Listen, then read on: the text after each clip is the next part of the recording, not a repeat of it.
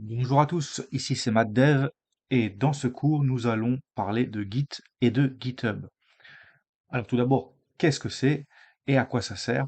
Alors ce sont des outils qui permettent de versionner vos projets, c'est-à-dire, vous savez, souvent avec vos différents appareils, vous avez des mises à jour et on vous donne des nouvelles versions. C'est exactement ça, c'est-à-dire de créer des versions pour vos projets. Et à quoi ça sert de créer des versions? En fait, c'est des sauvegardes. C'est-à-dire que, il se pourrait, par exemple, vous fassiez un code, tout ça, il fonctionne très bien, vous le validez tel quel, et ensuite vous décidez de faire une modification, de rajouter, d'essayer, je ne sais pas, une nouvelle technologie qui vient de sortir, enfin peu importe, ou de modifier le code tout simplement. Et imaginons qu'en modifiant, vous fassiez finalement tout planter et que vous n'arriviez plus, à vous souvenir ou à récupérer le code tel qu'il était avant lorsqu'il fonctionnait encore bien. En fait, les versions servent à ça. C'est-à-dire que chaque version, en fait, est une sauvegarde étape par étape, parce qu'en en fait, il va falloir le faire souvent au cours de votre projet. C'est-à-dire qu'à chaque fois que vous modifiez quelque chose, il faudra faire une sauvegarde, ce qui permettra de revenir en arrière en cas de justement de si votre site plante complètement dû à un programme, à une modification et que vous n'arrivez pas à le récupérer, vous pouvez toujours revenir à une version précédente, à une sauvegarde précédente qui fonctionnait bien, quoi, et repartir de là. Donc voilà, ça c'est déjà à quoi ça sert. Ah, ça ne sert pas qu'à ça, ça sert aussi après pour le déploiement. Alors, il y aura un cours et une vidéo qui sera entièrement dédiée au déploiement de site. Alors, je vous le dis juste que c'est le déploiement, c'est le fait de mettre en ligne sur Internet, disponible par tout le monde.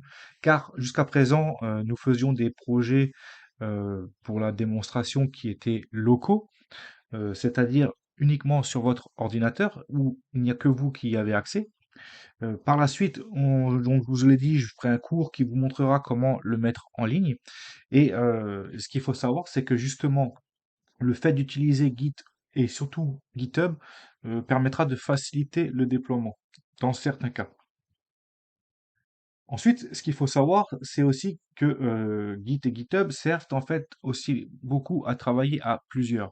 C'est-à-dire quand vous êtes sur des gros projets avec plusieurs développeurs et que chaque développeur s'occupe d'une partie du projet, par exemple, je sais pas, vous vous occupez de la partie HTML, un autre s'occupe de la partie CSS, un autre de la partie JavaScript, un autre de la partie back-end PHP, etc.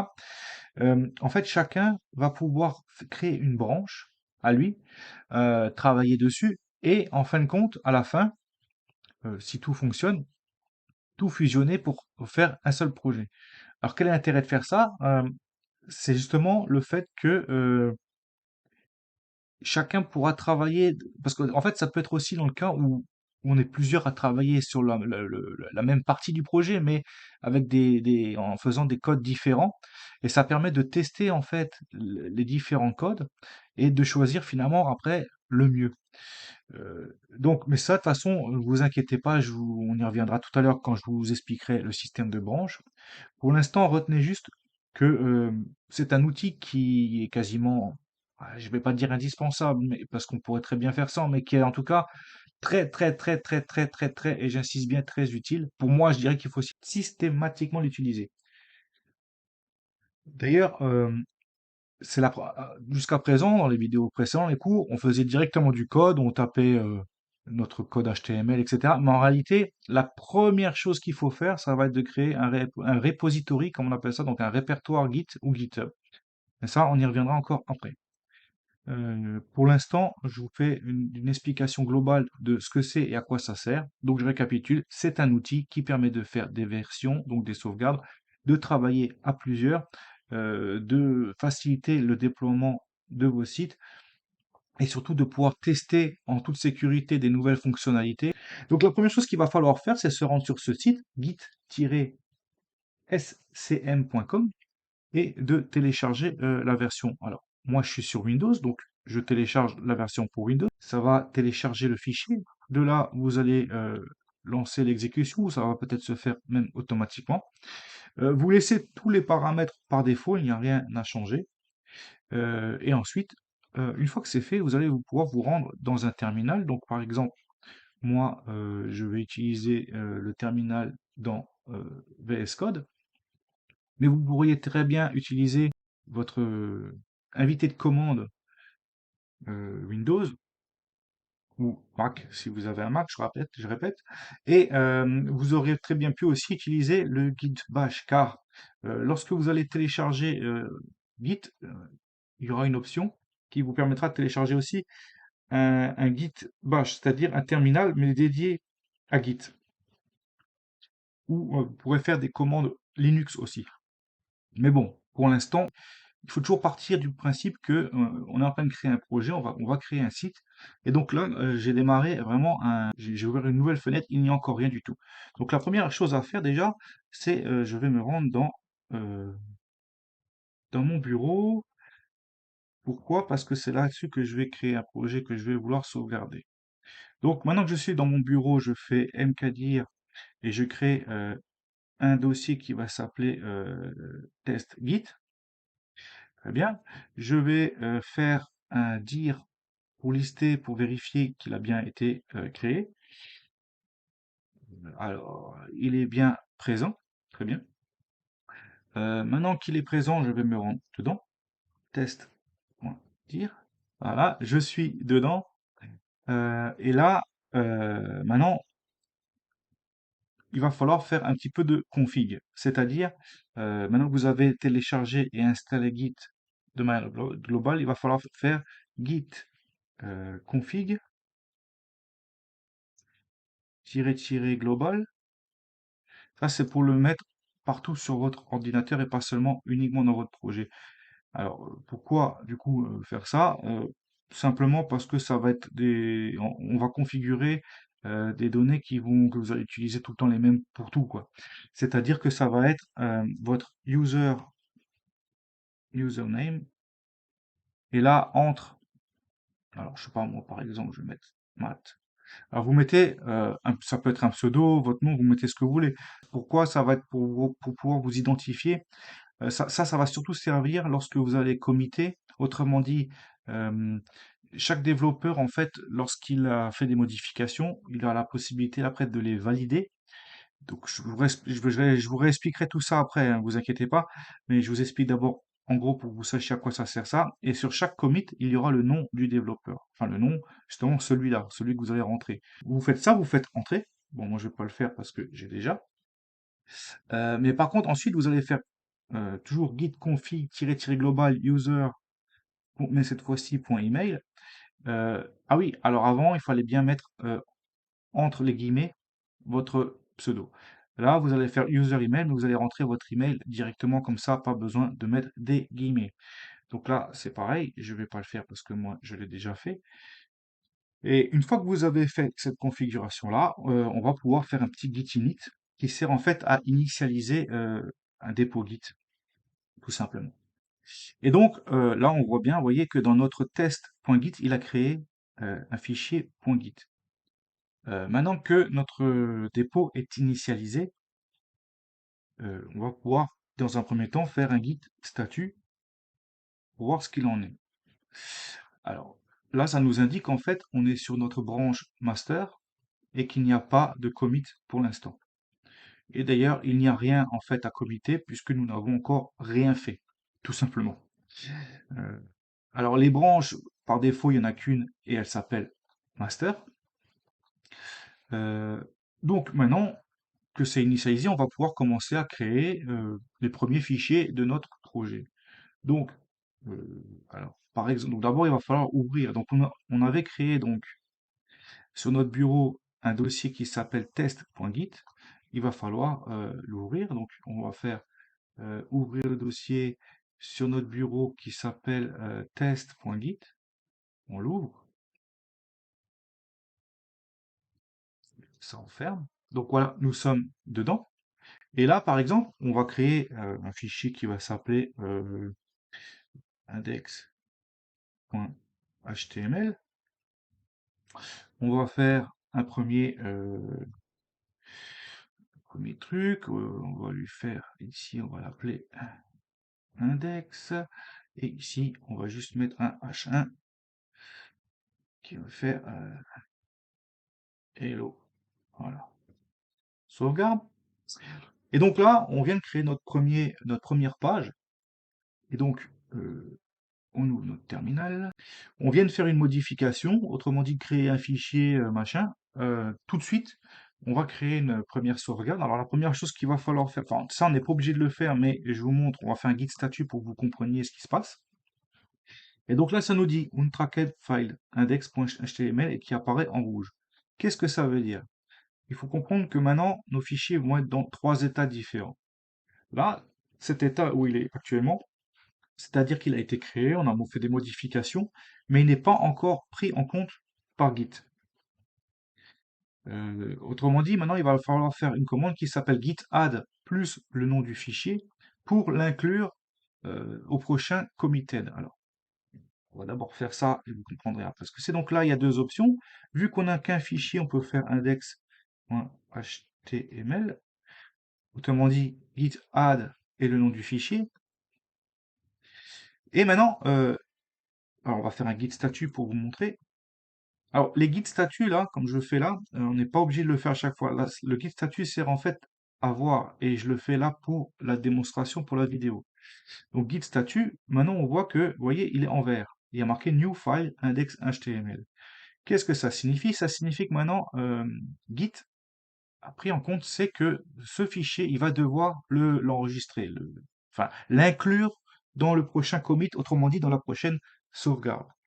Car on pourrait très bien créer des fichiers, parce qu'on en crée tout plein, et on n'a peut-être pas envie de tous les sauvegarder, de tous les versionner. On avait envie de peut-être en mettre que certains. Et donc, cette commande git add sert à dire que, ok, ce fichier, on veut qu'il soit versionné. Mais pour l'instant, il ne l'est pas encore. Justement. Et on y arrive, et là, on arrive à l'autre commande qui est le git commit, qui sert justement à enfin valider ce fichier, c'est-à-dire le mettre en version, dans la version, en sauvegarde. Donc git commit, et là il faut faire "-m", vous ouvrez les guillemets et vous mettez un message pour dire, alors là, il ne faut pas mettre n'importe quoi comme message, il faut mettre des messages précis pour dire ce que vous avez fait. Donc là, par exemple, ce qu'on a fait, c'est on a créé create index.html files, euh, c'est tout. On a créé ce fichier, on fait entrer. Donc là, ça nous dit bien que un fichier change. Alors justement, maintenant, si on fait de nouveau un git statut, il va nous dire qu'il n'y a plus rien. Il va dire il n'y a plus rien à committer. On a fait tout ce qu'il y avait, tous les fichiers qu'on avait, toutes les modifications ont été ajoutées et committées. Et à partir de là, on a notre sauvegarde. Vous allez dire, c'est sauvegardé où? Alors c'est sauvegardé localement, hein, bien entendu, sur votre ordinateur dans le Git, dans le point Git là qui a été créé. Euh, Maintenant, ce qui se passe, c'est que à partir de là, si maintenant on va créer, admettons, un autre fichier, alors on va faire un deuxième, qu'on va appeler seconde.html, pareil. Par contre, là, on va faire seconde.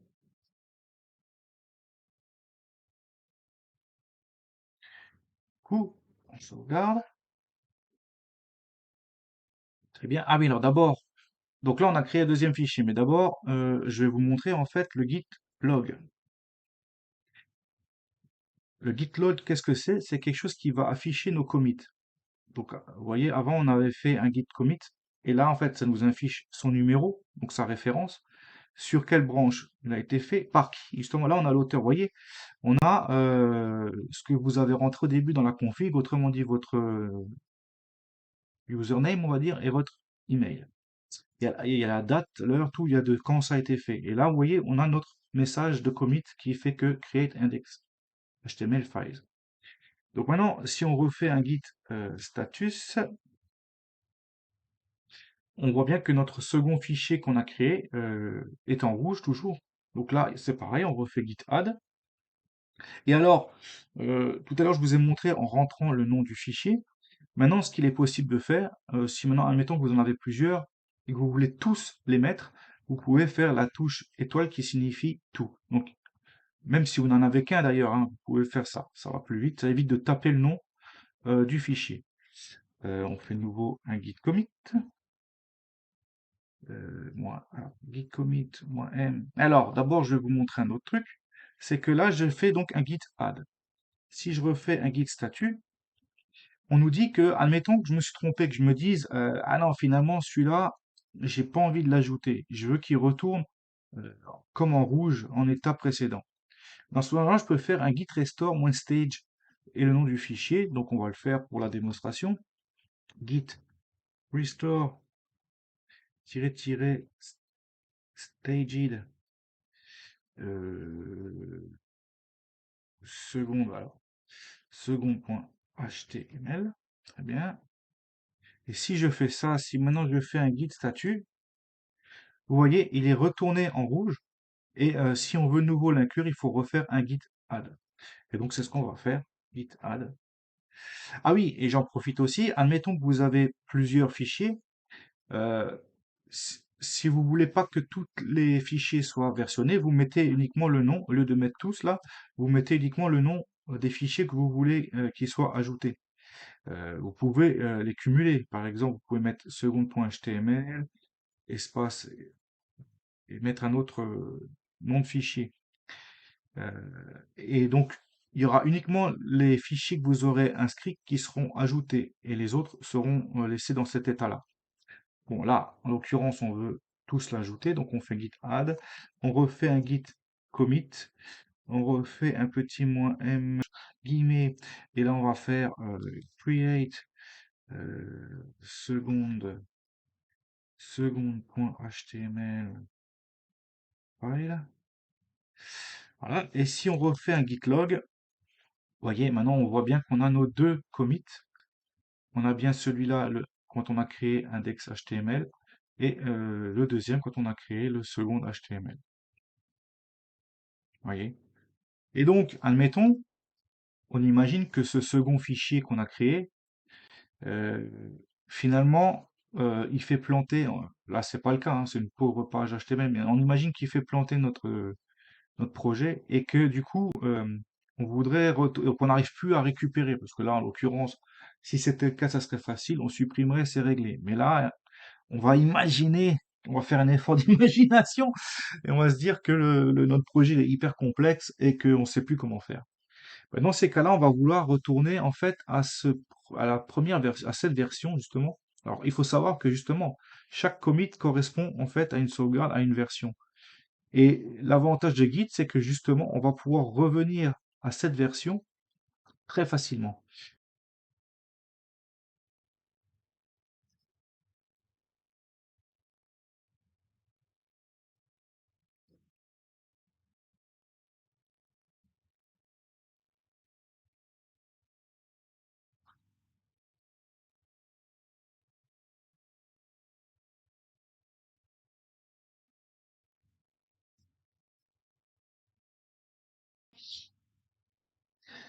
Donc, nous utilisons la commande git reset-hard ainsi que le nom du commit que l'on souhaite, auquel on souhaite retourner.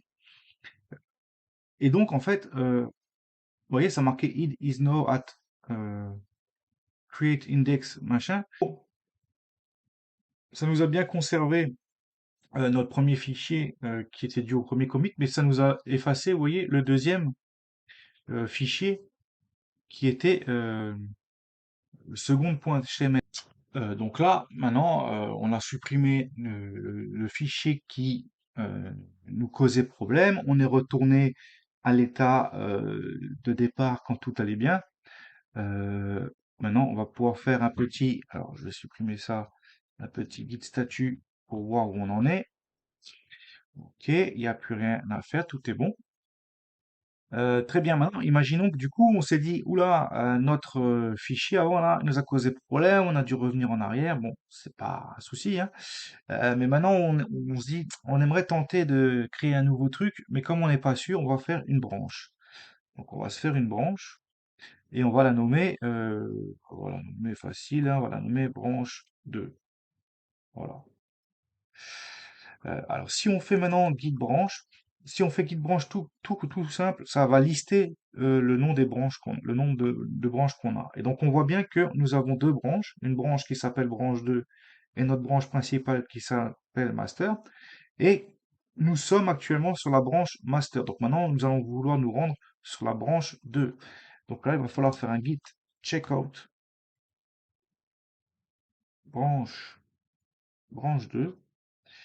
Et voilà, il y a marqué switched to branche 2. Donc là, nous sommes sur notre deuxième branche. Et si nous faisons un git branche pour vérifier, vous voyez que maintenant c'est le branche 2 qui est en vert. Ça signifie, avec la petite étoile là, ça signifie qu'on est là-dessus.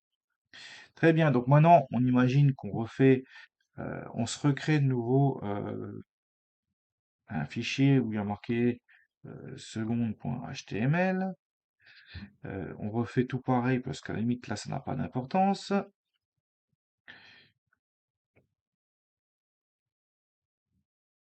Bon, on refait avec H1. Je fais toujours des exemples bidons, c'est juste pour vous montrer le fonctionnement de Git. On sauvegarde tout ça.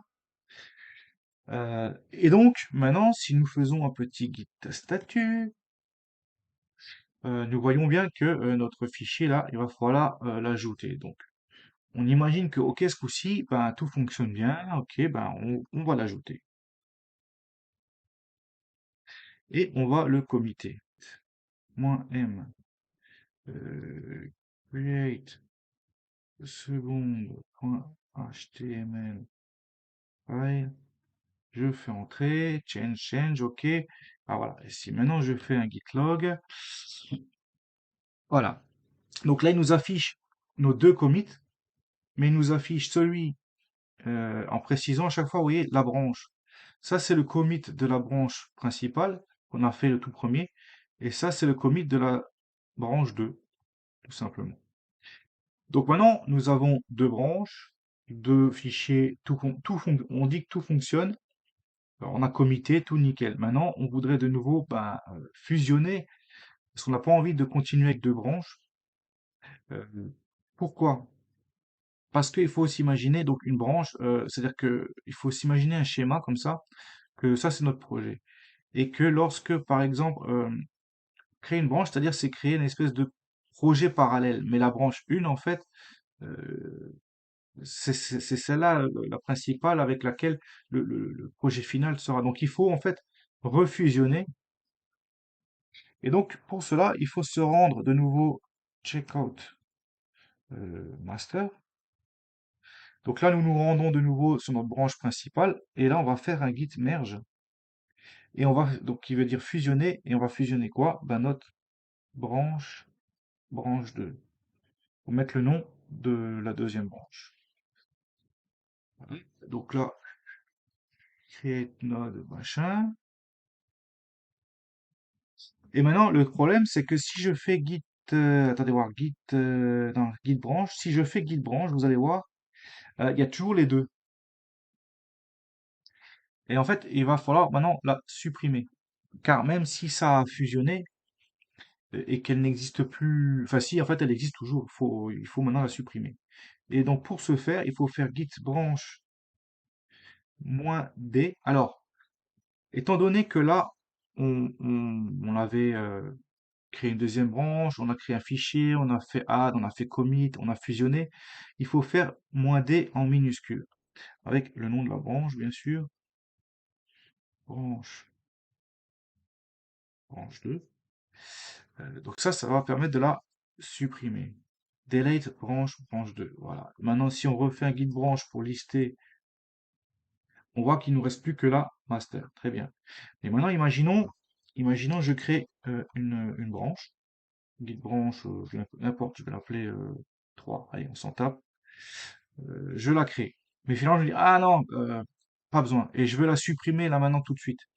Dans ces cas-là, étant donné qu'on n'a pas encore fusionné, qu'on n'a rien fait, il va falloir faire un tiret D majuscule. Et le nom, bien sûr, de la branche. Delay. Sinon, si on n'avait pas mis le D majuscule, ça n'aurait pas fonctionné. Donc, elle a été supprimée, très bien.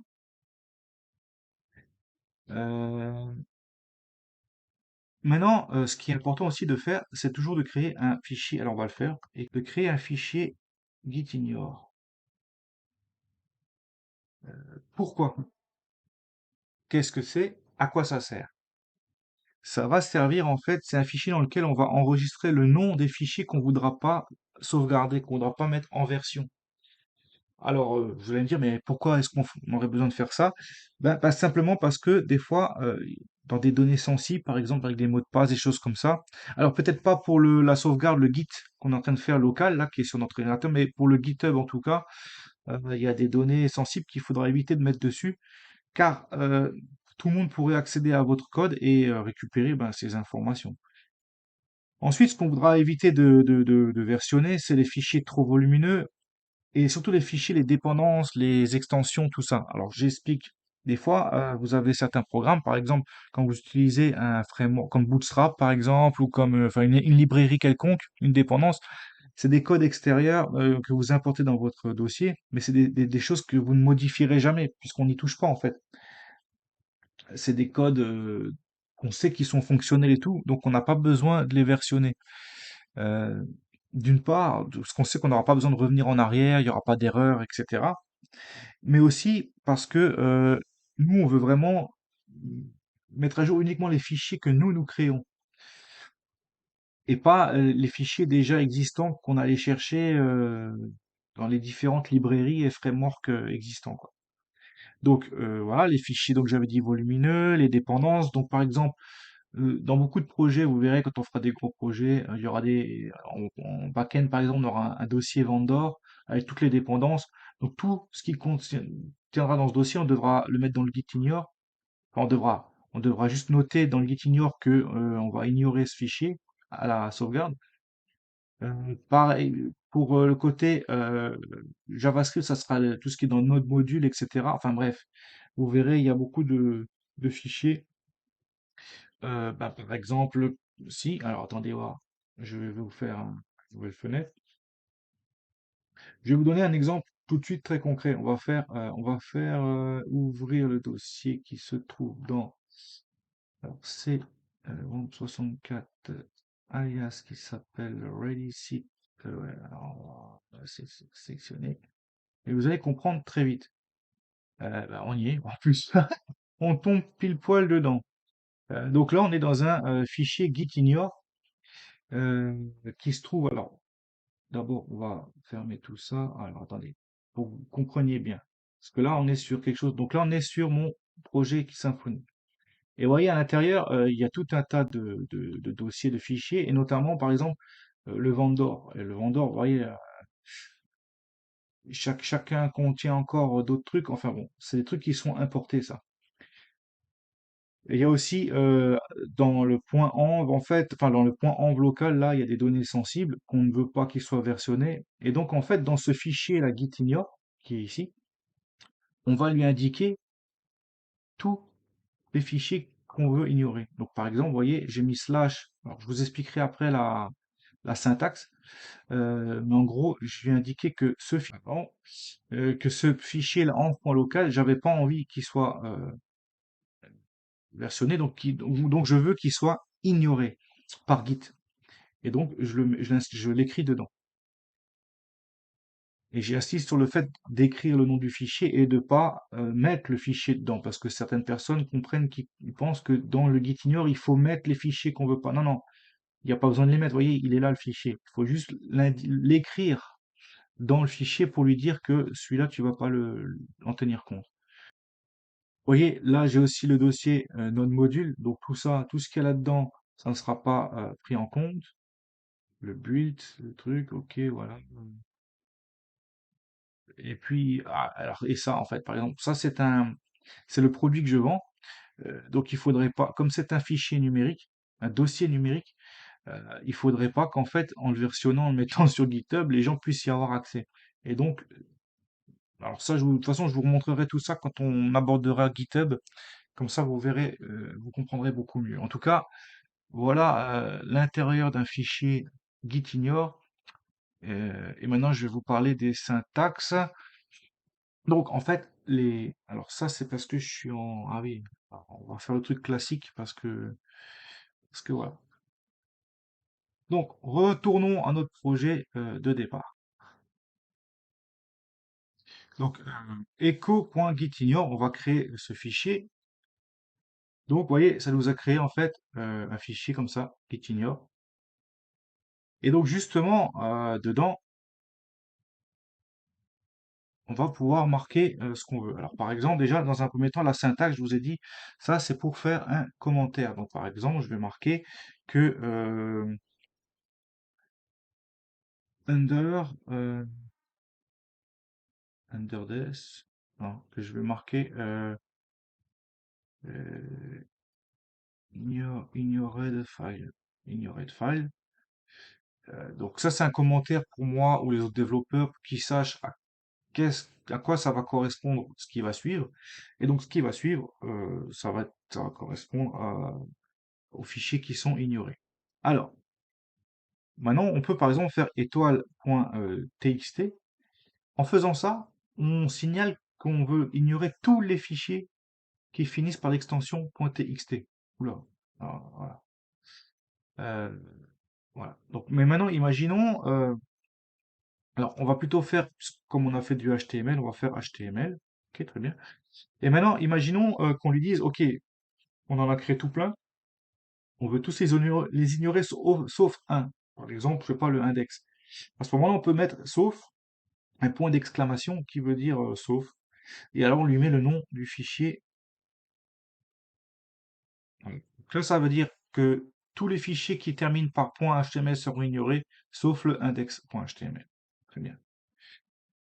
Et maintenant, si on veut lui signaler, alors maintenant, imaginons, on supprime ça, et on veut lui dire uniquement un seul fichier celui qu'on veut ignorer. Par exemple, imaginons qu'on veut ignorer le second HTML, et ben à ce moment-là, on fait un slash et on met second.html. Et là, si on sauvegarde, la prochaine fois qu'on fera un commit, il ne tiendra pas compte en fait des modifications de ce fichier. Euh, Par exemple, si maintenant ce fichier-là, je lui fais un P et je dis bonjour, tout le monde, ok, je sauvegarde, très bien. Et si maintenant je vais donc dans mon terminal, je fais déjà un petit git statut pour voir. Déjà, on voit, vous voyez, il est marqué modified, donc il voit que j'ai modifié le second HTML. Il voit aussi que j'ai créé un fichier gitignore. Ah oui, donc mais j'avais oublié de faire ça avant. Bon, peu importe. Et donc là, maintenant, on va vouloir tout ajouter. Alors, git add all. On va faire un git commit. Et là, on a create euh, un point euh, git, git ignore, git ignore file. Voilà. Et si maintenant je fais, alors, oula, git log, alors, git statut d'abord. Très bien, git log. Voilà, ok. Euh, donc maintenant, imaginons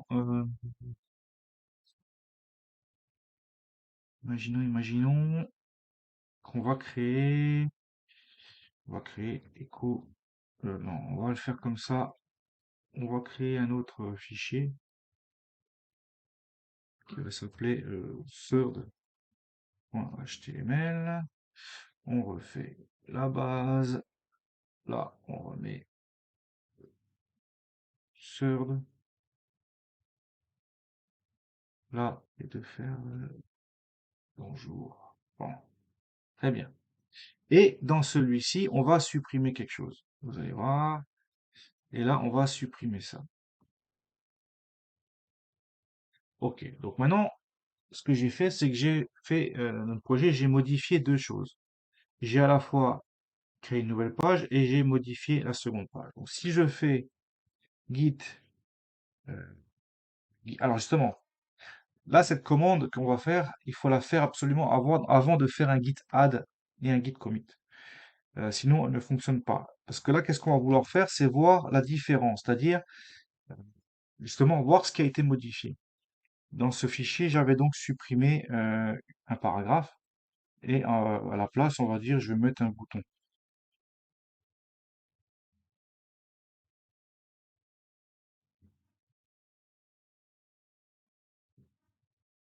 Voilà. Il est parti où mon terminal? Si je fais un git diff, voilà, c'est ça que je vais vous montrer en fait, c'est que là, ce qu'on a retiré est en rouge avec un moins devant et ce qu'on a ajouté est avec un plus devant et en vert. Du coup, ça nous indique vraiment les détails de la modification en fait. Ça, git diff de différence, la différence entre avant et après, quoi, entre le commit précédent et les modifications. Et donc, pareil, une fois qu'on a vu que tout est bon, on fait git add all et on fait un git commit-m guillemets modify seconde.html file. On pourrait même mettre préciser en disant qu'on a add button and delete p par exemple.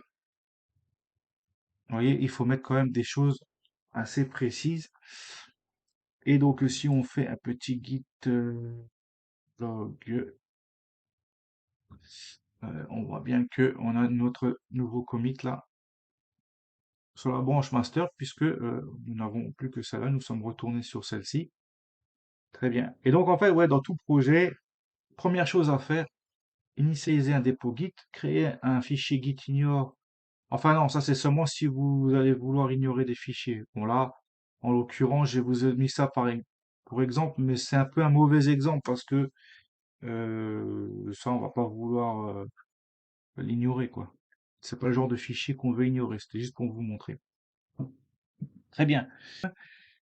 Maintenant, on va vouloir voir justement GitHub, parce que là, pour l'instant, c'était en local, une sauvegarde sur notre ordinateur. Maintenant, on va voir comment faire ça sur un dépôt distant. Déjà, vous allez sur GitHub, créer un compte, ensuite vous vous connectez, et là, vous allez arriver là-dessus.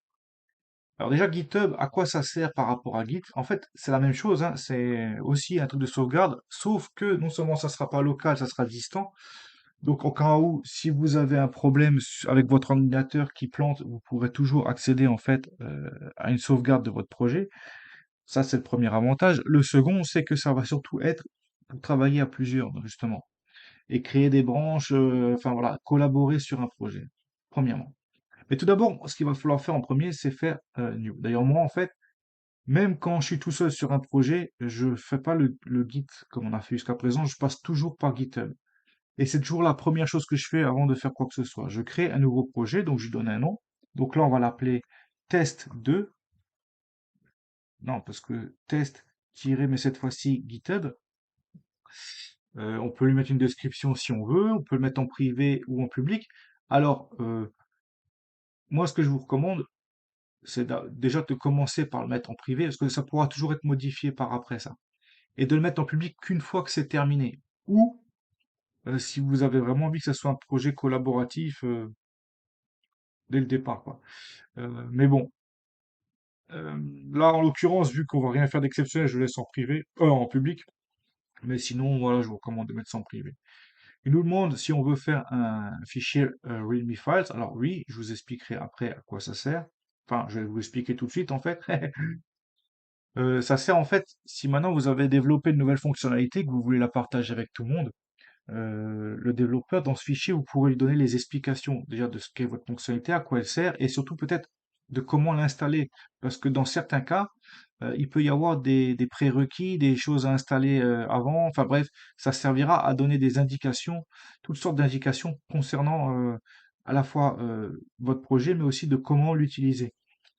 Ensuite, add git ignore, c'est automatique. Et là, vous faites create repository. Et là, vous allez arriver donc sur votre repository. de ce test. Et là, vous avez votre fichier README avec un initial commit. Ça, c'est ce qui se fait automatiquement. Ça vous dit le nombre de branches que vous avez. Donc, pour l'instant, vous n'en avez qu'une.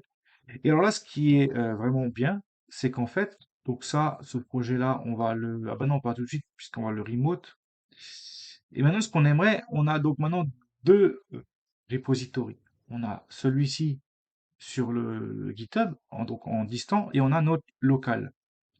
Mais nous, ce qu'on aimerait, c'est qu'en fait, les deux soient connectés, soient liés, soient finalement la même chose. Et donc là, à ce moment-là, on peut faire un git remote. Et là, il va falloir, alors git remote add, et là, on va pouvoir lui passer, en fait, le nom test git, GitHub. Il faut lui faire git remote add le nom de votre repository, et ensuite l'URL que vous trouvez dans code. Et donc, vous pouvez utiliser soit cette adresse, soit le SSH. Moi, je vous recommande toujours d'utiliser le SSH, c'est pour des raisons de sécurité de lien, c'est plus facile, quoi. On colle, on fait entrer, et voilà. Et donc, si maintenant, il y a un gros avantage, c'est que maintenant qu'ils sont connectés, d'abord, la première chose qu'on pourrait faire, c'est aller récupérer ces informations, en fait, tout simplement. Aller récupérer parce que là, on les a juste connectés l'un avec l'autre. Mais maintenant, nous, on aimerait en fait aller récupérer ce qu'on a là-dessus. Alors même si on n'a rien, mais voilà, on veut le récupérer. Alors déjà, avant ça, ce qu'on pourrait faire, juste, c'est faire un git remote-v pour voir en fait. Donc, il nous indique en fait justement les répertoires distants qui sont liés et tout ce qu'on a fait. Donc alors, maintenant, on peut faire un git fetch, alors il faut savoir que la branche principale, quand vous utilisez en local, s'appelle master. Quand vous êtes sur GitHub, la branche principale s'appelle main. Donc là, en l'occurrence, il nous indique qu'on n'a qu'une branche normale, on est en local, euh, même si on a récupéré l'autre, mais en fait, on aura deux branches. On aura la main et la master. Euh, à moins qu'on la fusionne. Alors, on est sur la master, et donc on pourrait faire éventuellement git merge. Sinon, il aurait été possible de faire en fait le git fetch et le git merge en une seule commande en faisant git pull. Quoi qu'il en soit,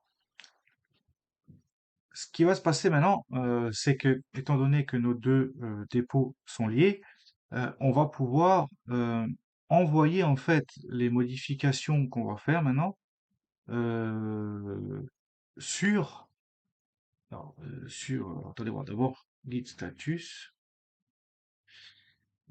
très bien, sur le dépôt distant, autrement dit sur GitHub. De quelle manière? Alors là, cette fois-ci, il va falloir utiliser la commande git push. Alors, normalement, on aurait pu faire, si on avait mis origine au départ, mais là, on aurait pu faire origine main, mais là, euh, test GitHub, on veut push test GitHub euh, et master. Et donc, vous voyez, sur la branche master, et donc si maintenant nous nous rendons ouais, sur notre GitHub, vous voyez, il y a marqué donc, branch master recent push less than a minute ago. Et donc, si on compare, ça nous montre tout ce qu'on a créé, le second HTML avec le moins et le plus là qu'on a ajouté, euh, plus notre troisième page. Enfin, en tout cas, finalement, tout ce qu'on a envoyé au départ, on avait créé là sur GitHub un projet on lui avait mis un nom, mais c'est tout, il était vide. Et là, maintenant, il contient ce qu'on avait fait en local, autrement dit, tout ce qu'on avait fait là. On l'a pushé, c'est-à-dire qu'on l'a poussé vers notre dépôt distant. Et voilà, c'est là que maintenant, vous voyez, on a deux branches, donc la branche master et la branche main. Là, on va pouvoir choisir. Donc sur notre branche main, comme c'est la branche principale, on n'a que le README, on voit que ça. Par contre, si nous nous rendons sur l'autre branche qui s'appelle master, là on voit tous les fichiers de notre projet, ainsi que chaque fois le commit qui correspond. Et donc maintenant, nous avons deux branches. On aimerait bien les fusionner. Le petit souci, en fait, c'est que, étant donné qu'on a créé un repository qui au départ était vide, on peut pas les fusionner parce que cette branche-là, en fait, il y a rien, quoi. Donc en fait, ce qu'il faudrait, c'est créer quelque chose sur cette branche-là. Non, moi, ce que je vous recommande, justement, vous voyez, c'est pas toujours évident. Moi, en fait, je procède autrement. Je n'utilise pas, en fait, tout d'abord un git local, puis un git distant. En fait, je vais faire, alors, on va repartir de zéro. On va en fait supprimer tout ça. Donc, ce qu'on va faire, alors juste un instant, je vais dans Setting, je vais justement supprimer ce repository. Alors là, il faut réécrire en fait ce qu'il y a là, mais on ne peut pas faire copier-coller. Il faut absolument le taper à la main. Sinon, ça ne fonctionne pas. Donc, je l'ai supprimé. On va supprimer ça. Je vérifie. Je vais rouvrir ça dans un nouveau. Très bien. Ok, c'est parfait. Donc, moi, en fait, ce que je fais d'office, je fais new. Je fais test. Je crée un nouveau repository. Pour l'instant, je laisse tel quel. Et de là, en fait, je vais directement copier la clé SSH. Je me rends dans VS Code. Et là, il y a marqué cloner un dépôt Git. Alors, il y a plusieurs façons de faire. Maintenant, je vais vous montrer ça, c'est la méthode la plus rapide, hein. Vous cliquez ici, là, vous collez l'adresse SSH que vous aviez avant. Vous faites entrer. Là, il va vous demander où c'est que vous voulez sauvegarder votre projet. Donc, on va dire sur le bureau. Et là, il va cloner en fait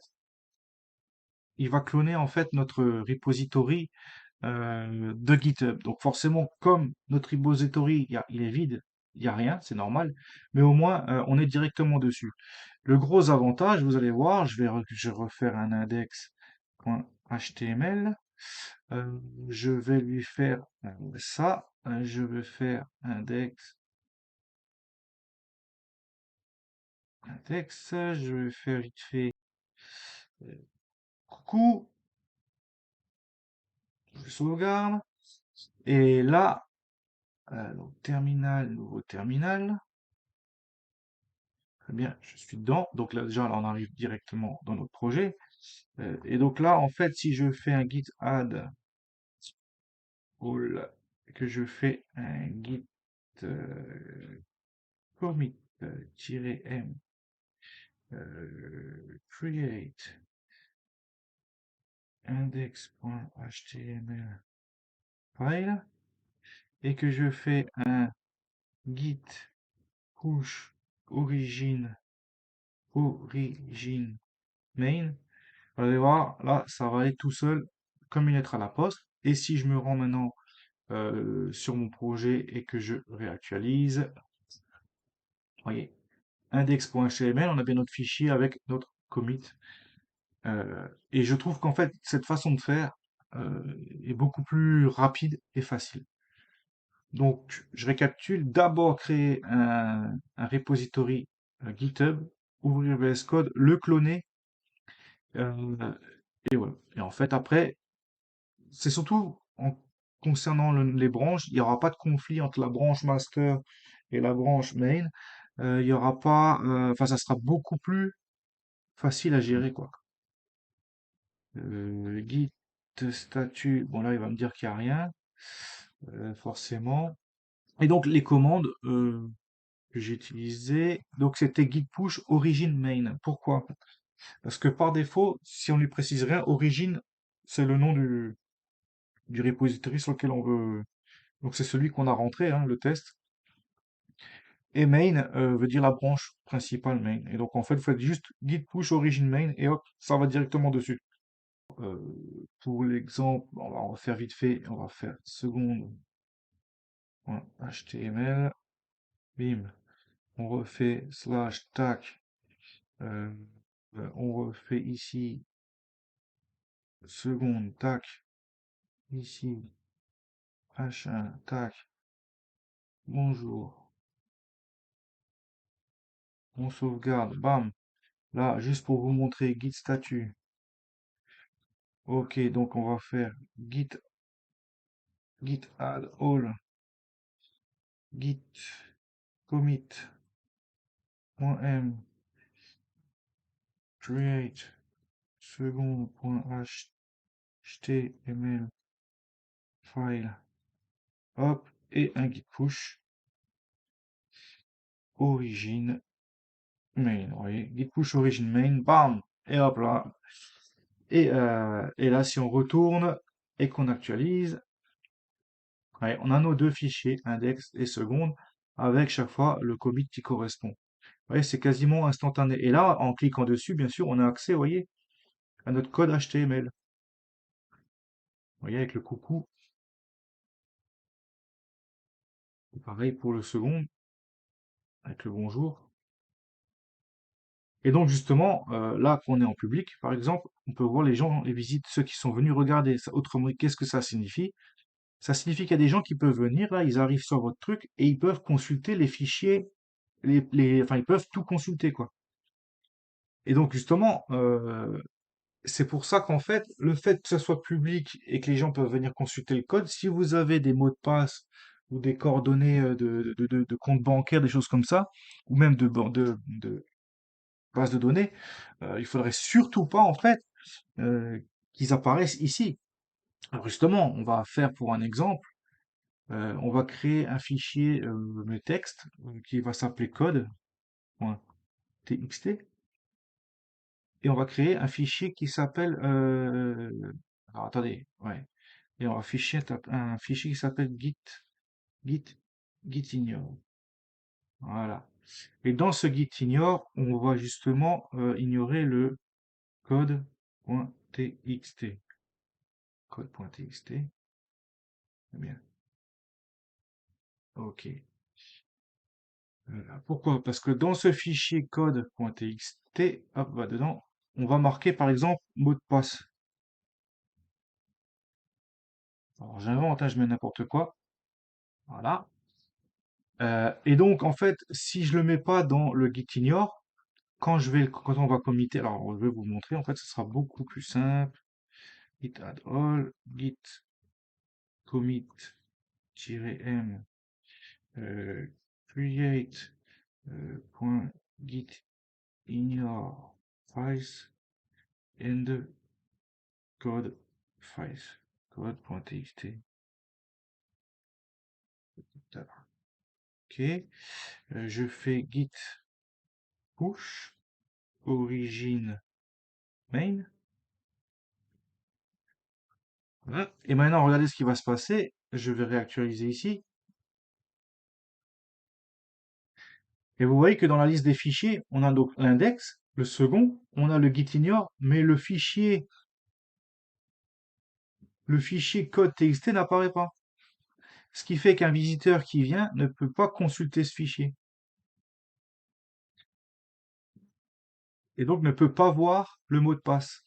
Parce que, à l'inverse, si je l'enlève de là-dedans, et que je refais ici git add, vous allez comprendre, git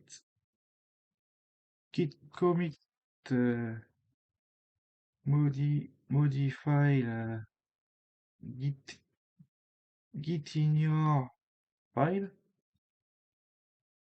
et que je fais git push origin main, regardez ce qui va se passer. Si je réactualise, cette fois-ci, vous voyez, le fichier code.txt apparaît. Et quand je clique dessus, on voit le mot de passe. Autrement dit, toutes les personnes qui viennent consulter ce repository peuvent voir le mot de passe. Et donc là, vous avez maintenant un exemple concret de à quoi sert ce fichier gitignore et de comment on l'utilise. On l'utilise en lui précisant le nom des fichiers qu'on ne veut pas qu'ils soient committés. Et vous voyez, ce que je veux dire, c'est que ça ne supprime pas le fichier. Le fichier sera toujours présent et fonctionnel par rapport, supposons qu'il y aurait une fonction par rapport au site, il aurait toujours été présent, il n'est pas supprimé, c'est juste qu'il n'apparaîtrait pas sur GitHub en fait, tout simplement. Donc, on va supprimer en fait notre projet ici sur notre ordinateur. On va rouvrir VS Code, mais on va ouvrir voilà une nouvelle page. Donc tout à l'heure, on avait donc créé notre fichier, notre dépôt distant, et on avait cliqué sur cloner, ce qui est la méthode la plus rapide. Mais maintenant, je vais vous montrer une autre méthode, mais juste pour que vous sachiez comment faire au cas où vous n'auriez pas ce genre de, je sais pas, en entreprise, vous n'utilisez pas ça, il faut savoir comment faire. Donc vous faites nouveau terminal. Là, donc là, vous vous rendez, pareil, OneDrive. Alors, à chaque fois, moi, quand vous voyez dans la vidéo, je marque OneDrive Bureau, ça, c'est chez moi. Je ne sais pas comment c'est chez vous, hein. Il y aura peut-être pas écrire ça, en fait. En tout cas, moi, pour me rendre sur mon bureau, je dois, en partant de là, je dois faire cette commande-là. Dans Bureau, voilà, je vais faire un git clone, en fait.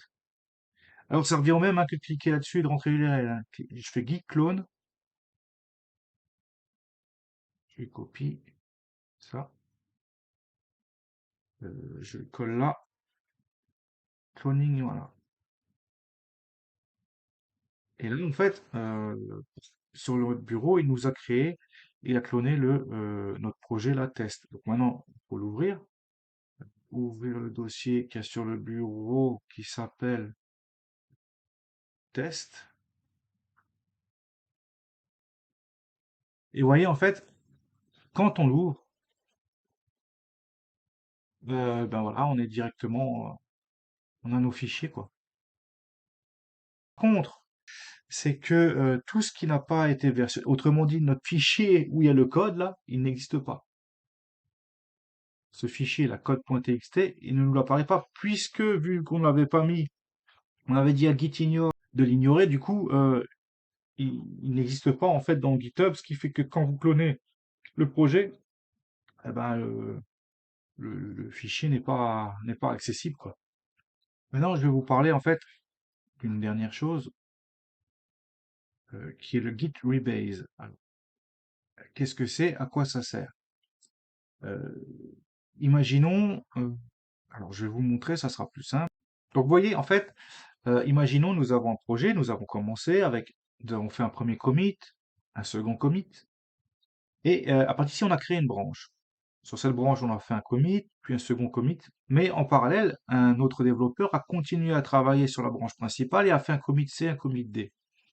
Et maintenant, imaginons que nous, pour notre projet, ce qu'il a fait, les nouveautés, les nouveaux fichiers, les nouvelles fonctionnalités qu'il a ajoutées, on en a besoin, nous, sur notre branche. Dans ces cas-là, il va falloir faire un git rebase, c'est-à-dire ça va être pour récupérer ça. Mais le problème, lorsqu'on va le récupérer, c'est pas juste, bah, il les prend, il les rajoute. En fait, il va repartir, si vous voulez, c'est un peu comme si quand on va faire un git rebase, c'est pour rebaser, c'est-à-dire qu'il va nous remettre un projet ABCD et il va nous recréer une branche à partir de là avec nos commits à nous, mais en prime. Vous allez comprendre. Euh, Il va faire un truc comme ça, en fait. Et c'est comme s'il repartait d'ici, sauf que ça sera pas E et F, ça sera E' et F'. Et donc, vous voyez, en fait, le rebase, ça permet de faire ce qu'on appelle une réécriture d'historique. Quelque part, on lui ment, c'est-à-dire que normalement, l'histoire de base, c'est qu'on crée la branche ici. Et là, en fait, on lui dit que là, ce coup-ci, on va le faire comme si on avait créé la branche à partir du D, ce qui n'est pas le cas, en fait. Et donc, ça risque de créer un conflit. Et pour ce faire, il va falloir utiliser une commande spéciale lorsqu'on va devoir pusher, qui est, il faudra faire git push, mais il faudra rajouter -force with Liz. Car sinon, lui va nous dire que si on lui met pas le -force, si on fait git push tout simple, comme on a l'habitude de faire, il va dire non, non, il faut d'abord faire un pull. il va vouloir qu'on fusionne, alors que nous, on ne veut pas fusionner, on a déjà, puisqu'on a rebasé en fait. Enfin, voilà. Après, c'est un peu technique et compliqué à expliquer, mais grosso modo, comprenez que lorsque vous créez une branche et que quelqu'un d'autre continue sur la branche principale et que vous avez besoin de récupérer ça, il faut faire un git rebase, mais ce git rebase modifie l'historique et crée une branche en fait à partir du D et non pas à partir du B, ce qui fait que vos commits à vous seront plus E et F, mais ça sera E' et F'. Autrement dit, un genre de doublon qui va créer conflit qu'on peut rectifier grâce à le tiret force with this. Voilà, c'est surtout ça qu'il faut retenir.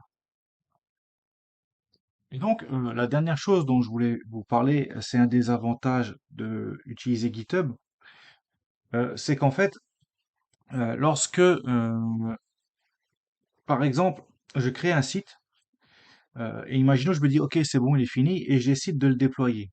Déployer veut dire le mettre en ligne. Je le mets en ligne.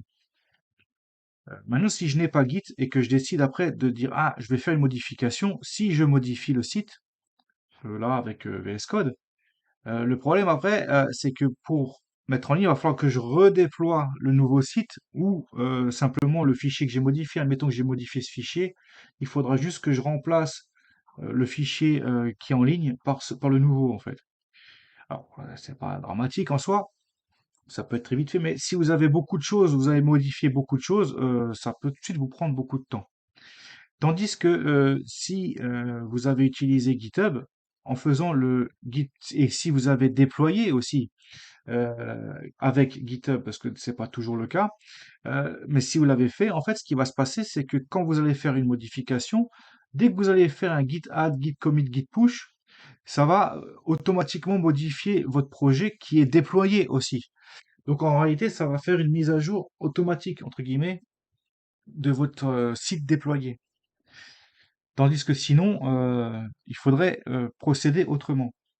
Mais ça, de toute manière, on le reverra lors du cours sur le déploiement. Je le répète encore une fois.